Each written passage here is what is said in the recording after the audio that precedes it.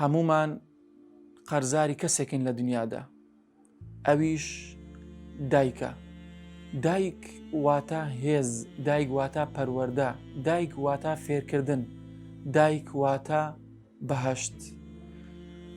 خوای گەورە لە قورئانی پیرۆزدا دەفەرمێت وەوەصەینە الئینسانە بیوالیدەیهی ئیحسانە وەوەصەینە الئینسانە بیوالیدەیهی حوسنە.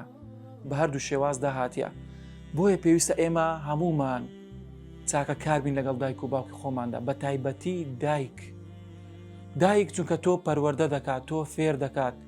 ئەگەر سەیری مێژووی زانایان بکەین دەبینین لە پاڵ هەر زانایەک دایکێکی ئازا هەبووە، دایکێکی پەروەردەکار هەبووە کەەوە ئەو کەسەی فێر کردووە، ئەو کەسێکەوە پەروەردە کردووە ببێت بە زانا، ببێت بە کەسێک بۆ ئەوەی جیهاد بکات، ببێت بە کەسێک بۆ ئەوەی مسلمانان لە ژێر دەستی ئەودا بەحەسێنەوە و ئیسراحەت بکەن.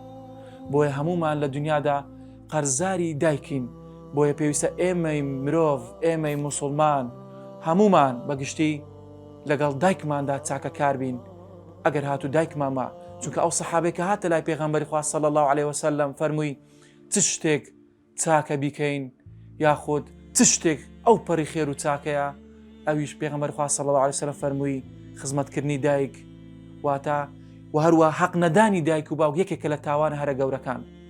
بۆیە پێویستە هەمومان خزمەتی دایکمان بکەین بۆ ئەوەی خوای گەورە لە خۆمان ڕازی بکەین، چونکە ڕەزامەندی خوای گەورە ڕەزامەندی دایک و باوکە.